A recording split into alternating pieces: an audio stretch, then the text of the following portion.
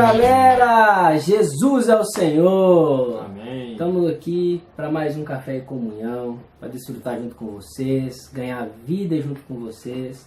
É uma alegria e um prazer estar junto com meus irmãos, fazendo vídeos, desfrutando da palavra. Nós somos salvos e esperamos que essa salvação também chegue até vocês através da palavra de Deus. Amém! Boa noite, Saulinho. Boa noite, Herbert. Hoje estamos só a gente. Só nós por enquanto. Graças a Deus. E o tema da mensagem é o poder da pressão. Eu queria começar perguntando para você. Você tem pressão na sua vida? Seja pressão do pecado, pressão do inimigo, pressão das circunstâncias, do ambiente. Eu creio que todos nós temos essa pressão nessa vida. Com certeza. E não é fácil.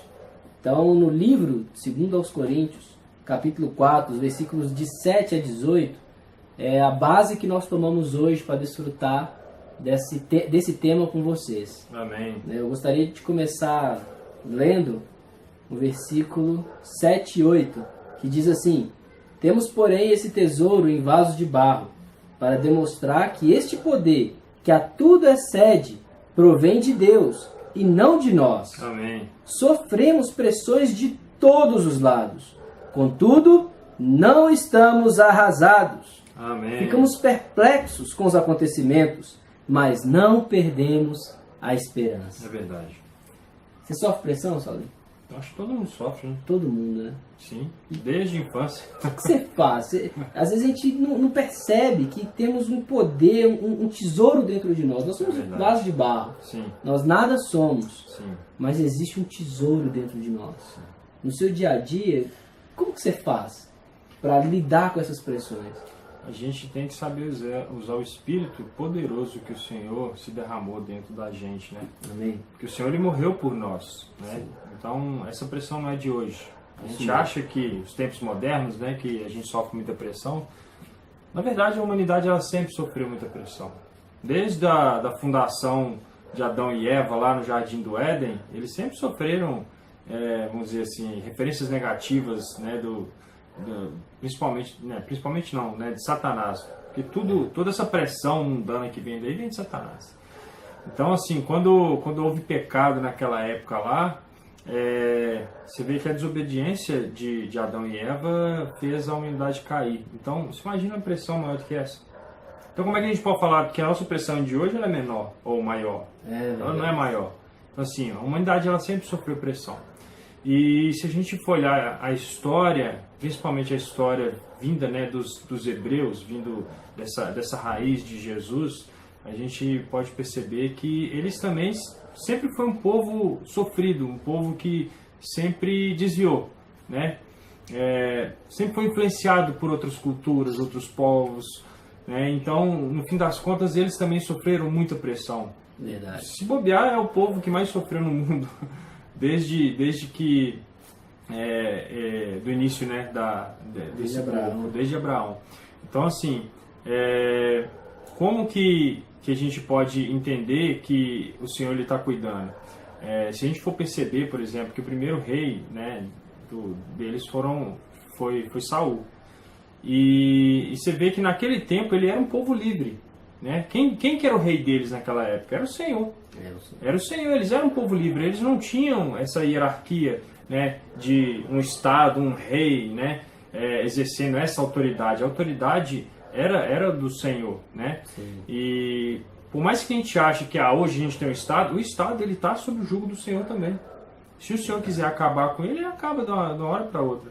Então o que acontecia? Eles preferiram, naquela época, assim, né, ter um rei para poder ser igual às outras nações e acabou ficando sob o jugo deles, né? Então, assim, o que eles deveriam ter feito, na minha visão, né? Continuar com o Senhor, sendo o rei deles, sendo o cabeça deles, né? Porque o Senhor, ele pode nos livrar, né, de toda essa pressão. Isso mesmo. Se a gente entregar nossa vida na mão dele, né, todas as preocupações que a gente tem na mão dele, você pode ter certeza que vai ser a melhor solução possível, vai ser a que o Senhor encontra. É verdade. Porque se a gente tenta resolver tudo por nós mesmos, com certeza a gente vai esbarrar em alguma coisa. Ou a gente vai prejudicar alguém, ou a nossa solução não vai ser a melhor e a gente vai arrumar mais problema pra gente. Né? Então o Senhor, ele tem a melhor solução. A gente tem que confiar mais no Senhor, a gente tem que se entregar mais para o Senhor. Né? É orar, é buscar na palavra. A palavra é a verdade. É a verdade. Sim. Não existe, né, duas verdades. Não, verdade é uma só. Ou é verdade ou é mentira. Então, se a gente buscar na palavra, a gente vai encontrar. Porque o Senhor deu a palavra dele para nós. Isso aqui é a palavra do Senhor. Sim. Então, para aliviar a pressão, aqui tem muita riqueza. Aqui, a riqueza que tem aqui, ela tem o poder de nos livrar dessa pressão, né? De a gente encontrar um alicerce, um porto seguro, né? Porque o Senhor, ele tem esse poder. O mundo não vai ter esse poder. Se a gente ficar se apoiando em riqueza, um carrão, uma casona, ou até mesmo um lugar, né? A gente fala assim, nossa, agora eu tenho meu sítio, que não sei o que, agora eu vou ficar tranquilo. Se a gente for olhar por isso aí, olha o que aconteceu agora, Mariana e Brumadinho ali, né? Verdade. Então a gente não pode ficar preso a esse tipo de coisa, não, porque a gente não sabe o que é que vai acontecer, né? A gente não sabe então, de manhã. O Senhor é o único que pode nos livrar dessas coisas, porque o Senhor sabe de tudo, desde o passado até o futuro. Amém. É verdade. Trazendo de maneira prática para nós, né? Esse versículo 8 fala o seguinte: sofremos pressões de todos os lados. Sim. Você sofre pressão em casa, no trabalho, ou na escola, ou na faculdade, no meio social, todo lugar, em todo lado. Às vezes até sozinho no seu quarto você está sofrendo pressão. E o inimigo às vezes usa isso aí para te oprimir. Sim.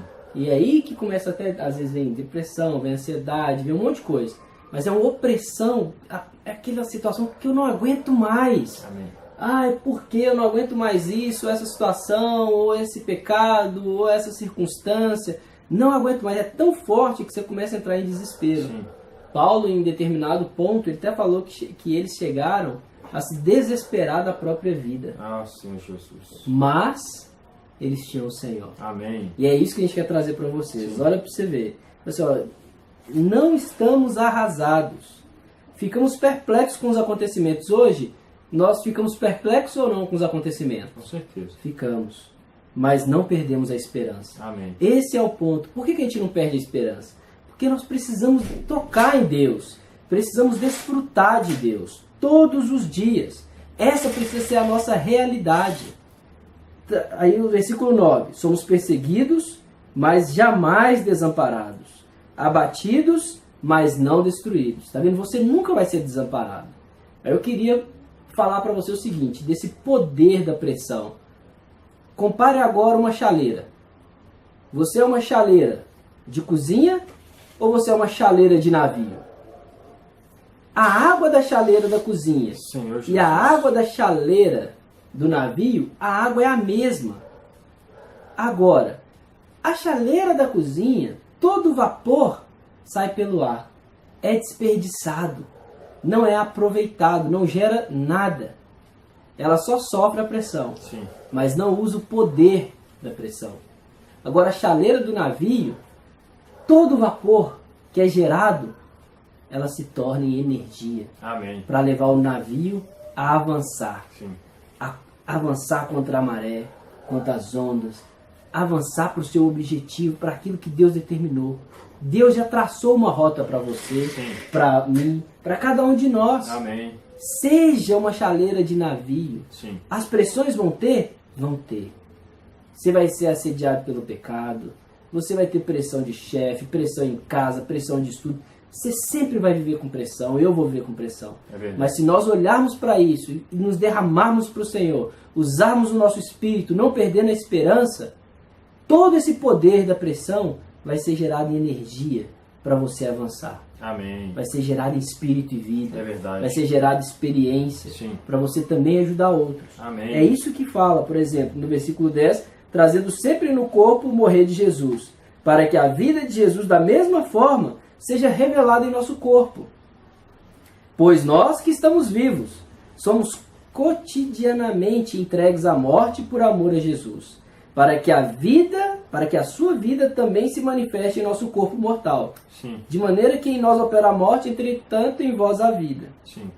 Aí no versículo 13 diz o seguinte: Cri, por isso falei. com esse mesmo espírito de fé, nós igualmente cremos e por esse motivo falamos. Amém. Essa é a chave. Não creia no seu sentimento. Às vezes vai vir a pressão, vai querer te desanimar, te colocar para baixo. Não creia no seu sentimento que vai falar às vezes que você não consegue, que você não pode. Use a fé. Sim. A fé é a chave. Amém. Rode essa chave. Sim. Use esse vapor e deixe o navio avançar. Amém. Ó Senhor E Jesus. para completar essa mensagem também aqui, né, a gente tem que falar também a respeito das tribulações que a gente sofre, né? Sim.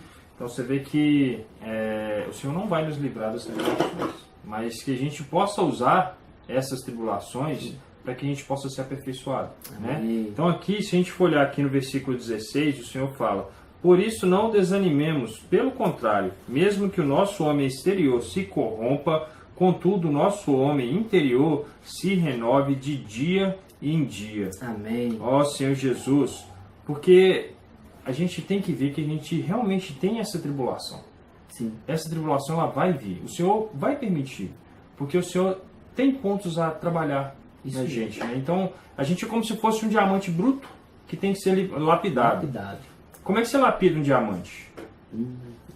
É doloroso, você tem que passar ele, né, numa maquininha lá que vai desbastando, né, vai gastando, até ele chegar no centro ali que é brilhante, é bonito, é transparente, né, é valioso, valioso. Então, para poder chegar naquilo ali, tem um trabalho a ser feito. Sim. E esse trabalho, às vezes, ele é doloroso, né? Então, a gente tem que saber que o Senhor ele está trabalhando em nós, né? E às vezes pode doer um pouco, mas o Senhor não faz isso por maldade. Não. O Senhor faz isso por amor. Por amor. Porque a gente tem que crescer em vida. Amém. Você já parou para pensar que a gente só tem uma vida? A gente só tem uma vida. Agora, imagina se a gente desperdiça essa vida. É verdade. Então o Senhor vai querer trabalhar em nós a qualquer custo. Sim. Né? Então, às vezes você vai para um lado, o Senhor dá um tapa, pá, te coloca de novo na linha. Às vezes você vai para o outro, o Senhor pá, te dá mais uma esbarrada ali, você vai para outra, né? Você vai continuar na trilha dele. É verdade. O Senhor não quer desistir de nós. Não quer desistir de nós. Mas o Senhor, Ele sabe também que Ele deu para nós o livre-arbítrio. Sim. Né? Sim. E a gente, sabendo disso também, que a gente tem o livre-arbítrio, a gente tem que ter a consciência de que só existe um caminho. Amém. E por mais que esse caminho seja estreito, às vezes doloroso, é esse caminho que a gente tem que seguir. Amém. Porque a porta para entrar para a salvação ela é estreita. Sim. Não é viver de qualquer jeito. Tem um jeito certo de viver. É o jeito, é o caminho que o Senhor traçou para a gente. Isso mesmo. Então, nesse caminho, ele vai ter a forma como o Senhor vai querer nos moldar.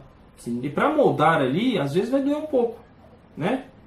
Então o Senhor às vezes deixa a gente passar a tribulação porque Ele quer que a gente enxergue onde que a gente está errando. É na hora que a gente é exposto. Sim. A gente fala assim: Senhor Jesus, o Senhor me permitiu passar por isso para ver como que eu trato as pessoas, ou como que eu me comporto diante das pessoas, como que o meu testemunho está levando as pessoas para o caminho errado, entendeu? Sim. Então o Senhor às vezes Ele deixa a gente passar por essas situações para que a gente mude a forma como que a gente pensa, né? A gente não ficar transformado, não ficar pensando nas coisas daqui da terra só, isso entendeu? Mesmo. A gente precisa da subsistência, mas o nosso foco tem que estar lá no alto. A gente tem que pensar nas coisas de Deus. Amém. Tem que pensar primeiro no próximo e depois em nós. É isso né? mesmo. Quando a gente olha muito pra gente se torna egoísta, entendeu? Sim. E não é esse o foco. O Senhor não quer que a gente se torne pessoas dessa forma. Isso mesmo. Para finalizar então, só queria isso que o Saulinho falou, né? Versículo 16 fala que o nosso homem exterior às vezes está cansado, desgastado, mas o nosso interior está em plena renovação. Amém. O homem interior está em plena renovação. Sim. Aí o versículo 17 fala que as nossas aflições momentâneas desse tempo são passageiras, mas estão produzindo para nós uma glória incomparável. Aleluia. E de valor eterno. Aleluia. Por isso não vamos viver olhando para aquilo que é visível, mas vamos viver Sim. e crer naquilo que a gente não pode ver. Amém. No Senhor Jesus. Amém. Vamos finalizar então, espero que vocês tenham gostado. Não deixa que a opressão vença vocês, mas usem o poder da pressão para avançar. Amém. Que o Senhor vos abençoe. Se inscrevam no canal, nos acompanhem no Instagram também, Café e Comunhão. Sempre tem novidades. Jesus é o Senhor. Amém. Aleluia. Aleluia. Amém.